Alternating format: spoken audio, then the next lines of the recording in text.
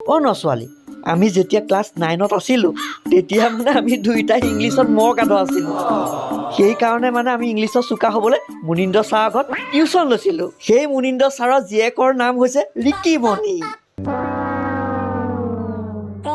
তই সেই কথা কৈছ?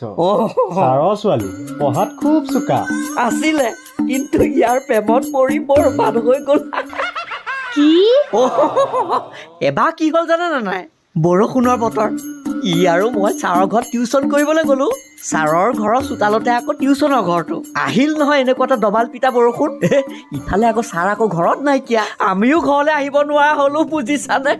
টেবলেট তই এটা কাম কৰ, তই উঠ। ৰ'বা, তুমি মনে মনে থাকা। তাৰপিছত কি হ'ল?